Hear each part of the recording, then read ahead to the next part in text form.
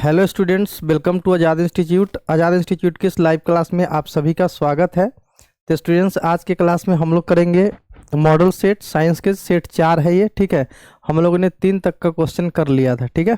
तो देखते हैं सेट 4 में किस तरह का क्वेश्चन है। आप बताइए कमेंट करके कौन सा ऑप्शन सही है प्यारे बच्चों, और फिर मैं उसका सही जवाब बताऊंगा कौन सा ऑप्शन सही होगा। तो शुरू करते हैं क्लास को। एग्ज़ाम काफ़ी नज़दीक है, आपको पता ही होगा। एग्ज़ाम का जो टाइम है 17 फरवरी से है, ठीक है। तो शुरू करते हैं। यहाँ पर सबसे पहले यहाँ पे थंबनेल को देखिएगा। तो थंबनेल क्या कहता है बच्चों? थंबनेल कहता है बिहार मैट्रिक परीक्षा 2026। बिहार बोर्ड मैट्रिक परीक्षा 2026 की तैयारी कर रहे हैं तो चैनल सब्सक्राइब कर लीजिए, ताकि आपको नया वीडियो मिलता रहे, नया वीडियो का नोटिफिकेशन आपको मिलता रहे, ठीक है। तो यहाँ पर आप देख सकते हैं मॉडल पेपर सेट 4 है ये। परीक्षा में 100% यही लड़ेगा। इसमें से काफ़ी सारे क्वेश्चन आपको पेपर में जो है टकराएगा, ठीक है। एग्जाम में काफ़ी सारा क्वेश्चन आपको मिल जाएगा, टकरा जाएगा, ठीक है। तो शुरू करते हैं। यहाँ पर देखिए सबसे पहला प्रश्न क्या कहता है बच्चों? यहाँ पर ये रहा, दाढ़ी बनाने में प्यारे बच्चों, दाढ़ी बनाने के लिए कौन सा दर्पण उपयुक्त होता है? समतल, उत्तल, अवतलोत्तल या फिर अवतल? कौन सा ऑप्शन यहाँ पर सही जाएगा? कमेंट करके बताना है, ठीक है। कौन सा ऑप्शन सही जाएगा बच्चों, कमेंट करके बताइए। दाढ़ी बनाने में कौन सा दर्पण का उपयोग होता है? दाढ़ी बनाने में कौन सा दर्पण का उपयोग होता है बच्चों? दाढ़ी बनाने में कौन सा दर्पण का उपयोग होता है? दाढ़ी बनाने में कौन सा दर्पण का उपयोग होता है प्यारे बच्चे? यहाँ पे अवतल दर्पण होगा। डी ऑप्शन सही जाएगा, ठीक है। डी ऑप्शन यहाँ पर सही चला जाएगा। डी ऑप्शन यहाँ पर सही चला जाएगा प्यारे बच्चों। डी ऑप्शन यहाँ पर सही चला जाएगा, ठीक है। डी ऑप्शन सही चला जाएगा। डी ऑप्शन सही चला जाएगा, ठीक है। डी ऑप्शन सही चला जाएगा। अगला प्रश्न यहाँ पर देखते हैं। अगला प्रश्न है यहाँ पर, लेंस सूत्र इसमें से कौन सा है? लेंस सूत्र इसमें से कौन सा है बच्चों? 1/f बराबर 1/v माइनस 1/u, 1/f बराबर 1/v प्लस 1/u, 1/f बराबर 1/v प्लस 1/u, या फिर तीनों? कौन सा ऑप्शन सही है बच्चों, कमेंट करके बताओ। लेंस सूत्र का कौन सा ऑप्शन इसमें सही होगा? तो प्यारे बच्चों, लेंस सूत्र होता है 1/f बराबर 1/v माइनस 1/u, ठीक है। ए ऑप्शन सही होगा। 1/v माइनस 1/u होगा लेंस सूत्र का जो फार्मूला होगा। 1/f बराबर 1/v माइनस 1/u हो जाएगा। अगला प्रश्न यहाँ पर देखते हैं। अगला प्रश्न यहाँ पर देखते हैं बच्चों। अगला प्रश्न यहाँ पर देखते हैं।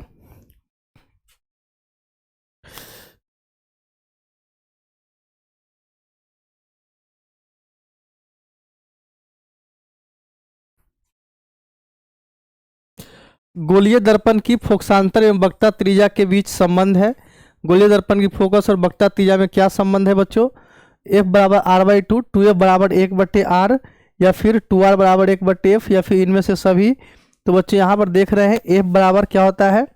r/2 होता है। तो ये सब तो सही नहीं है, यहाँ पे ए ऑप्शन सही होगा। f बराबर r/2 होगा, ठीक है। f बराबर r/2 होगा। अगला प्रश्न ये रहा। अगला प्रश्न यहाँ पर है सवाल नंबर 4, प्रकाश के अपवर्तन के नियम है बच्चों। प्रकाश के अपवर्तन के कितने नियम होते हैं? 2, 3, 1 या फिर 5? कौन सा ऑप्शन यहाँ पर सही जाएगा? तो प्यारे बच्चों, प्रकाश के अपवर्तन के 2 नियम होते हैं, ठीक है। प्रकाश के अपवर्तन के 2 नियम होते हैं, यानी ए ऑप्शन सही चला जाएगा। अगर किसी माध्यम का अपवर्तनांक कम हो तो उसमें प्रकाश का वेग होगा, अधिक होगा, कम होगा, या शून्य होगा, या फिर अनंत होगा? कौन सा ऑप्शन यहाँ पर सही जाएगा बच्चों? तो यहाँ पर जो ऑप्शन सही चला जाएगा, अगर प्रकाश किसी माध्यम का अपवर्तनांक कम हो तो उसमें प्रकाश का वेग जो है अधिक होगा, यानी ए ऑप्शन सही चला जाएगा, ठीक है। ए ऑप्शन यहाँ पर सही चला जाएगा। अगला प्रश्न यहाँ पर देखिएगा, एक वस्तु के बराबर आकार तथा वास्तविक प्रतिबिंब निर्माण हेतु उसे उत्तल लेंस के किस बिंदु पर रखना चाहिए? एक वस्तु के बराबर आकार तथा वास्तविक प्रतिबिंब के निर्माण हेतु अनंत पे रखना चाहिए, फोकस पे रखना चाहिए, फोकस और 2f के बीच रखना चाहिए, या 2f पर रखना चाहिए? तो बच्चों यहाँ पर 2f होगा, ठीक है। 2f पर आप रखिएगा, डी ऑप्शन होगा। 2f पर रखिएगा तो उसका बराबर प्रतिबिंब बनेगा, वस्तु के बराबर उल्टा बनेगा और वास्तविक बनेगा, ठीक है। तो अगला प्रश्न है, एक माध्यम का अपवर्तनांक 1.5 है तो उसमें प्रकाश का वेग कितना होगा? 2.26 गुना 10 की पावर 8 मीटर पर सेकेंड, या फिर 2 गुना 10 के 8 मीटर पर सेकेंड, या फिर 1.33 गुना 8 मीटर पर सेकेंड, या फिर 0 होगा। कौन सा ऑप्शन सही होगा? तो बच्चों यहाँ पर बी ऑप्शन सही जाएगा, 2 गुना 10 के पावर 8 मीटर पर सेकेंड हो जाएगा।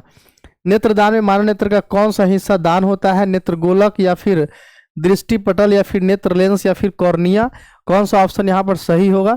तो प्यारे बच्चों, नेत्रदान में जो है मानव नेत्र का कॉर्निया दान होता है, डी ऑप्शन सही जाएगा। ठीक है, डी ऑप्शन सही चला जाएगा। अगला प्रश्न यहाँ पे है, वृद्धावस्था का दृष्टि दोष किस दोष को कहा जाता है? निकट दृष्टि दोष, दूर दृष्टि दोष, जरा दूर दृष्टि दोष, या फिर अबिंदुकता? कौन सा ऑप्शन यहाँ पर सही होगा? तो प्यारे बच्चे, वृद्धावस्था में जो होता है उसको जरा दृष्टि दोष हो जाता है, ना नजदीक का ना दूरी का दिखता है। ठीक है, तो सी ऑप्शन सही जाएगा। अगला प्रश्न यहाँ पर है, जल का अपवर्तनांक कितना है? 1.33, 2.42, 3.21 या फिर 2? कौन सा ऑप्शन यहाँ पर सही होगा? तो प्यारे बच्चों, यहाँ पे 2.42 होता है जल का अपवर्तनांक। ठीक है, जल का अपवर्तनांक 2.42 होता है। अगला प्रश्न यहाँ पे है, आंख का व्यवहार होता है उत्तल लेंस की तरह, अवतल लेंस की तरह, या फिर बाइफोकल लेंस की तरह, या फिर इनमें से कोई नहीं? आंख का व्यवहार कैसा होता है बच्चों? तो आंख का व्यवहार होता है उत्तल लेंस की तरह। ठीक है, ए ऑप्शन सही होगा, आंख का व्यवहार होता है उत्तल लेंस की तरह।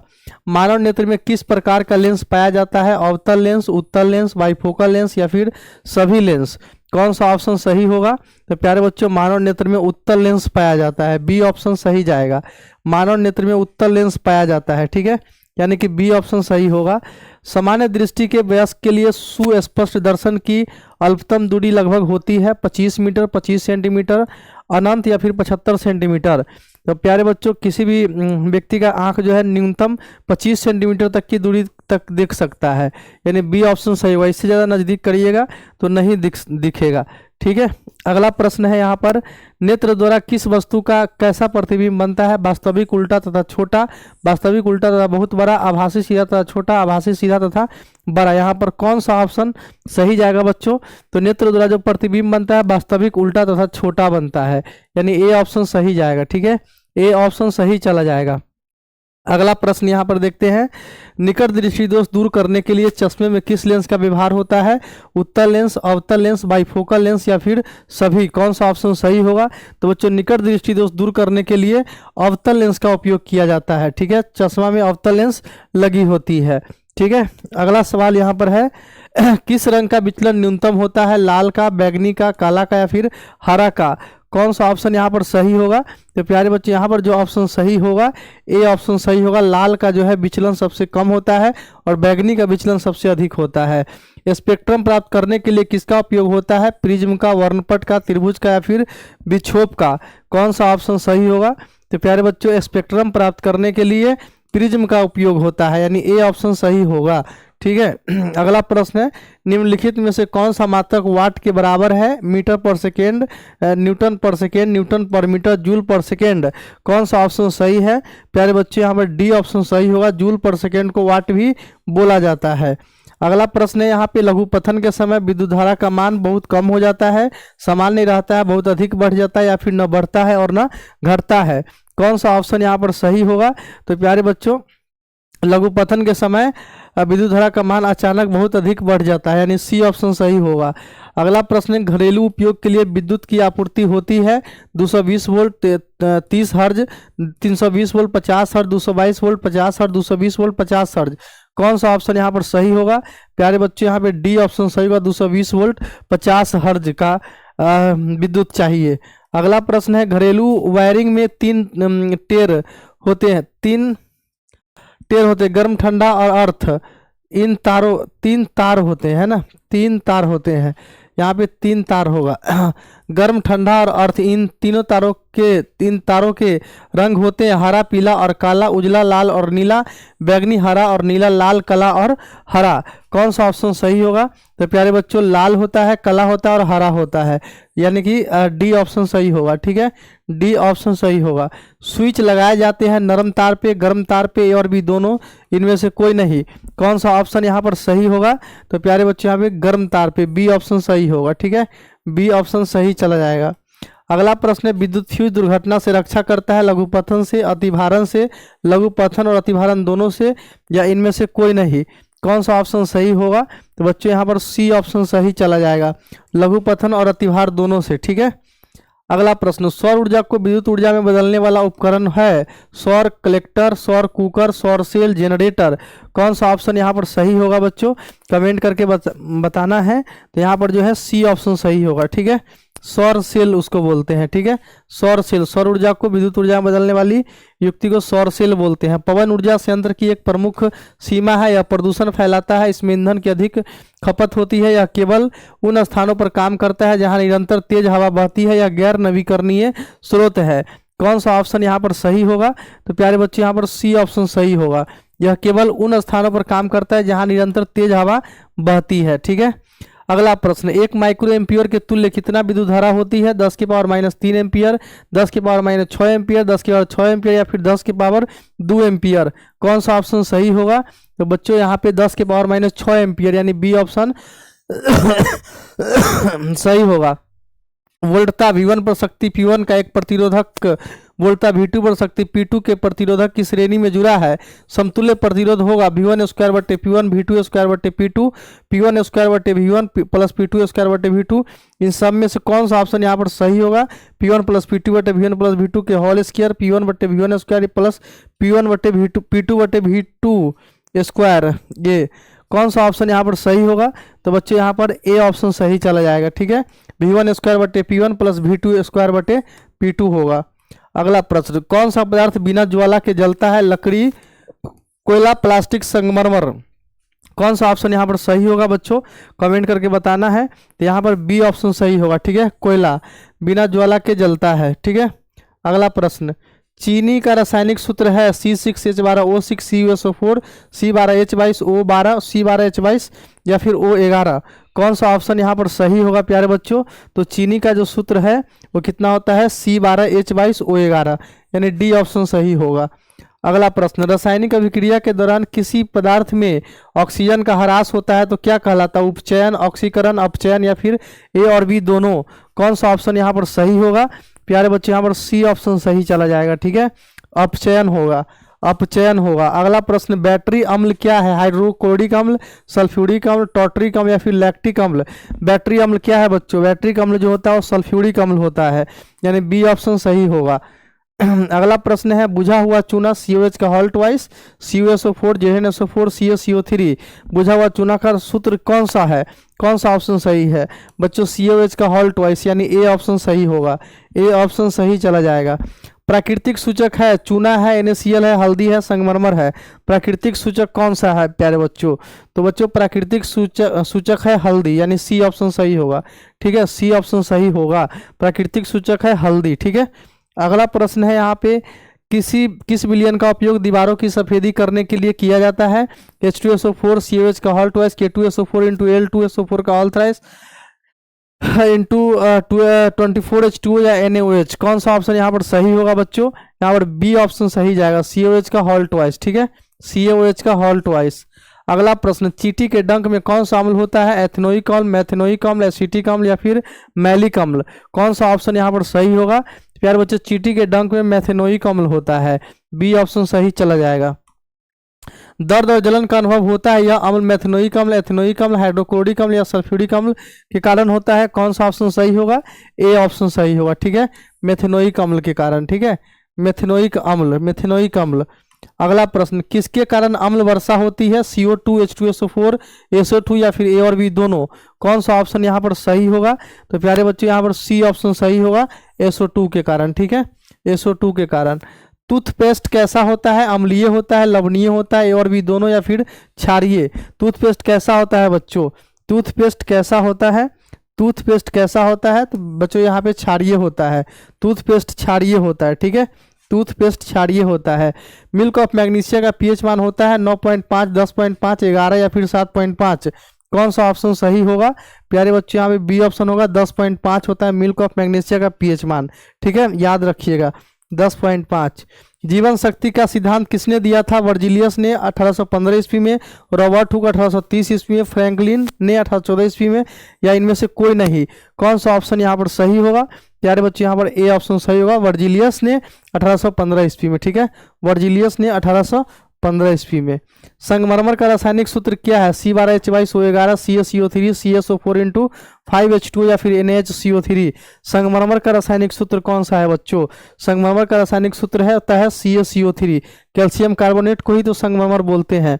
शल्य चिकित्सा में टूटी हड्डियों को जोड़ने के लिए प्रयुक्त होने वाली रासायनिक पदार्थ है काली चूना, संगमरमर, ईथर या फिर प्लास्टर ऑफ पेरिस। कौन सा ऑप्शन सही है बच्चों? तो बच्चों यहाँ पे डी ऑप्शन सही होगा, प्लास्टर ऑफ पेरिस होगा। प्लास्टर ऑफ पेरिस का रासायनिक नाम क्या है? कैल्शियम सल्फेट, अर्धहाइड्रेट, सल्फ्यूरिक अम्ल, सोडियम कार्बोनेट या फिर सोडियम ऑक्साइड। कौन सा ऑप्शन सही होगा बच्चों? यहाँ पर ए ऑप्शन होगा, कैल्शियम सल्फेट अर्धहाइड्रेट होगा। ठीक है, अगला प्रश्न, 1 ग्राम सोने से किसी लंबी तार कितनी लंबी तार खींची जा सकती है? 2 किलोमीटर, 3 किलोमीटर, 4 किलोमीटर, 5 किलोमीटर। ठीक है, कितनी होगा यहाँ पे? कितनी लंबी तार खींची जा सकती है? कौन सा ऑप्शन यहाँ पर सही होगा बच्चों? कमेंट करके बताना है। तो 1 ग्राम सोने से 2 किलोमीटर लंबी तार खींची जा सकती है। ठीक है, यानी कि यहाँ पर ए ऑप्शन सही चला जाएगा। ठीक है, ए ऑप्शन सही चला जाएगा। अगला प्रश्न है, एक 100 mg सिल्वर धातु से कितनी लंबी तार खींची जा सकती है? 100 मिलीग्राम है, 300 मीटर, 250 मीटर, 200 मीटर या फिर 400 मीटर। कौन सा ऑप्शन सही होगा? तो प्यारे बच्चे यहाँ पर सी ऑप्शन सही होगा, 200 मीटर हो जाएगा। ठीक है, 200 मीटर हो जाएगा। अगला प्रश्न यहाँ पर है, जब 2 परमाणु आपस में इलेक्ट्रॉनों का साझा करके अपना अष्टक पूरा करते हैं तब उसके बीच बना हुआ बंधन कहलाता है प्रबल बंधन, सहसंयोजक बंधन, आणविक बंधन या फिर इनमें से कोई नहीं। कौन सा ऑप्शन यहाँ पर सही होगा? तो प्यारे बच्चों यहाँ पे उसको बोलते हैं सहसंयोजक बंधन। ठीक है, सहसंयोजक बंधन यानी बी ऑप्शन सही होगा, बी ऑप्शन यहाँ पर सही चला जाएगा। अगला प्रश्न है, मुक्त अवस्था में पाई जाने वाली धातु के नाम है सिल्वर, गोल्ड, प्लेटिनम या इनमें से सभी। कौन सा ऑप्शन सही होगा? तो प्यारे बच्चों मुक्त अवस्था में ये सभी पाए जाते हैं, यानी डी ऑप्शन यहाँ पर सही चला जाएगा। अयस्क को वायु की अनुपस्थिति में गर्म करने की क्रिया कहलाती है निस्तापन, भर्जन, वाष्पीकरण या बी तथा सी दोनों। कौन सा ऑप्शन यहाँ पर सही होगा बच्चों? तो यहाँ पर जो है ए ऑप्शन सही होगा, निस्तापन बोलते हैं, ए ऑप्शन सही जाएगा। अगला प्रश्न, शुद्ध सोना कितने कैरेट का होता है? 22 कैरेट, 18 कैरेट, 20 कैरेट या फिर 24 कैरेट। शुद्ध सोना कितने कैरेट का होता है बच्चों? तो शुद्ध सोना यहाँ पर 24 कैरेट का होता है, यानी डी ऑप्शन सही होगा। आवर्त सारणी के तत्वों को धातु और धातु के क्रम में किसने सजाया था? मोस्ले ने, मेंडलीफ ने, लेवोजियर ने या फिर न्यूलैंड्स ने। कौन सा ऑप्शन सही होगा बच्चों? तो यहाँ पर बी ऑप्शन सही होगा, मेंडलीफ ने सजाया था। ठीक है, मेंडलीफ ने सजाया था। तत्वों का नियम किसने दिया था? डोबेराइनर ने, न्यूलैंड्स ने, मोस्ले ने या फिर मेंडलीफ ने। तत्वों का नियम किसने दिया था बच्चों?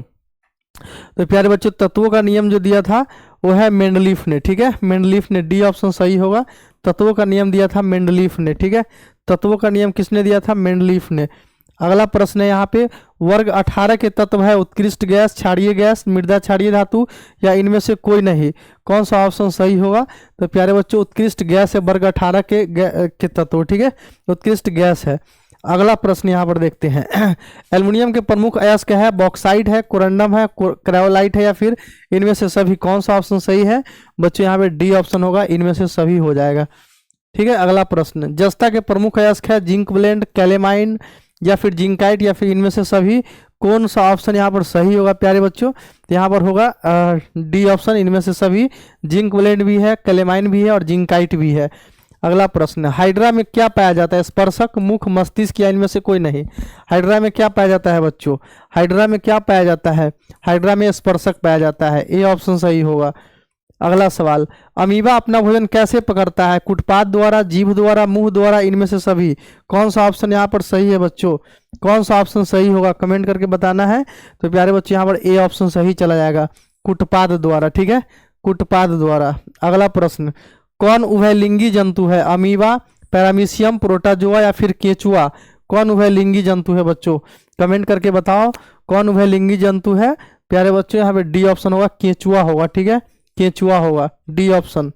अगला सवाल, ग्वाइटर अथवा घेघा पनपता है आयोडीन की कमी से, नाइट्रोजन की कमी से, कैल्शियम की कमी से, फास्फोरस की कमी से। कौन सा ऑप्शन सही होगा? तो घेघा पनपता है आयोडीन की कमी से, ठीक है, आयोडीन की कमी से। अगला प्रश्न, परिशेषिका हिस्सा है यकृत का, आमाशय का, आहारनाल का, या फिर इनमें से कोई नहीं? कौन सा ऑप्शन यहाँ पर सही होगा बच्चों? तो यहाँ पे होगा डी ऑप्शन, इनमें से कोई नहीं, ठीक है, डी ऑप्शन होगा। अगला प्रश्न, अमीबा में गति किस भाग में होती है? टोनोप्लास्ट के द्वारा, रिक्तिका के द्वारा, कुटपाद के द्वारा, इनमें से कोई नहीं? कौन सा ऑप्शन यहाँ पर सही होगा प्यारे बच्चों? कमेंट करके बताना है। यहाँ पर होगा सी ऑप्शन, कुटपाद के द्वारा, ठीक है।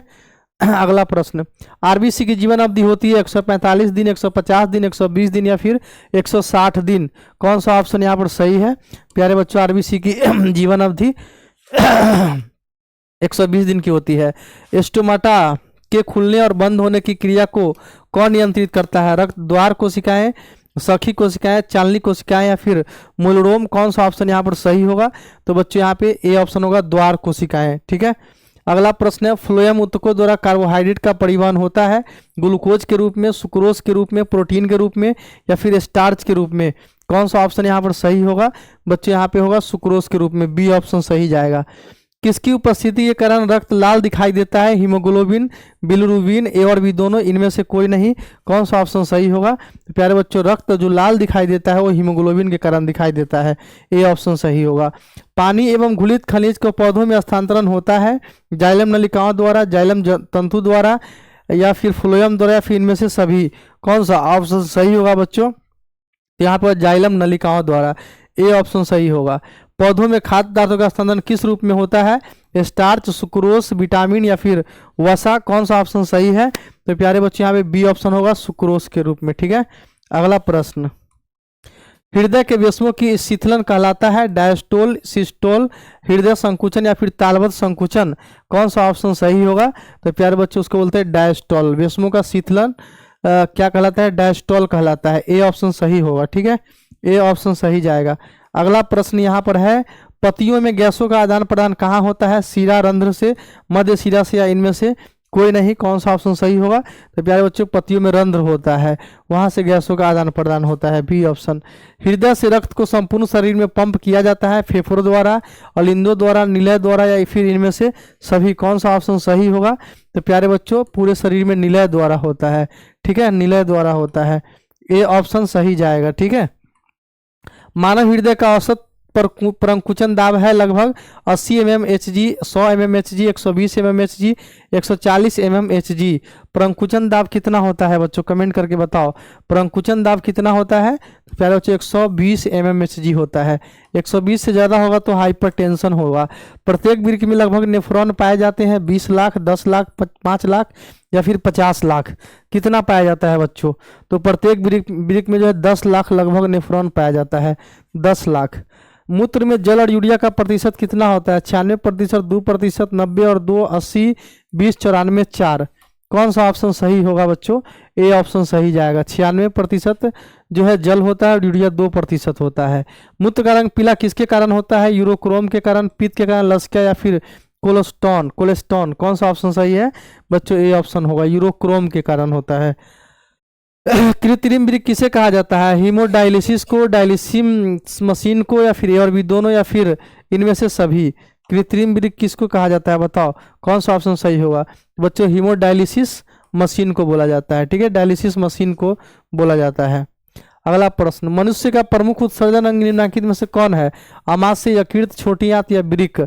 उत्सर्जन अंग है बच्चों वृक्क, ठीक है, वृक्क जो है फिल्टर का काम करता है, डी ऑप्शन सही होगा। कौन वृक्क रचनात्मक क्रियात्मक इकाई है? नेफ्रॉन, न्यूरॉन, अधिविरेचन, या फिर मूत्र मार्ग? कौन सा ऑप्शन सही है? तो प्यारे बच्चों यहाँ पे होगा नेफ्रॉन, ए ऑप्शन, ठीक है। रचनात्मक एवं क्रियात्मक इकाई होता है नेफ्रॉन, ठीक है, ये कोशिका होता है वृक्क का। कौन हेट्रोक्राइन ग्रंथि है? यकृत, पिट्यूटरी ग्रंथि, या फिर थायराइड ग्रंथि, या फिर ब्रीसन? कौन सा ऑप्शन सही है? तो प्यारे बच्चे यहाँ पे डी ऑप्शन होगा, ब्रीसन होगा, डी ऑप्शन सही जाएगा। अगला प्रश्न है, मस्तिष्क का सबसे बड़ा भाग है सेरिबेलम, थैलेमस, सेरिब्रम, या फिर मेडुला? कौन सा ऑप्शन सही है? तो बच्चे यहाँ पे सी ऑप्शन होगा, सेरिब्रम होगा, सी ऑप्शन सही जाएगा, ठीक है, सी ऑप्शन सही चला जाएगा। मानव मस्तिष्क का औसत भार है 1.4 kg, 2 kg, 3 kg, या फिर 500 ग्राम? बच्चों मानव मस्तिष्क का औसत भार कितना होता है, कमेंट करके बताना है। तो बच्चों होता है 1.4 kg, ठीक है, ए ऑप्शन सही होगा। कौन सी अनैच्छिक क्रिया नहीं है, चबाना, खांसना, घुटने में झटका या फिर चमकती रोशनी पर आंखों को बंद करना कौन सा है जो अनैच्छिक क्रिया रही है? तो प्यारे बच्चे यहाँ पर होगा चबाना, ठीक है। आप चाहिएगा तो चबाइए, नहीं तो कोई बात नहीं है, ठीक है। तो आज के सेट में जो है 80 क्वेश्चन था। कैसी लगी वीडियो कमेंट करके जरूर बताइए। वीडियो अच्छी लगी हो तो वीडियो को लाइक और चैनल को सब्सक्राइब कर लीजिएगा ताकि नया वीडियो का नोटिफिकेशन आपको मिलता रहे। लाइव वीडियो देखने के लिए बहुत बहुत धन्यवाद। Thank you for watching my video. Thank you very much.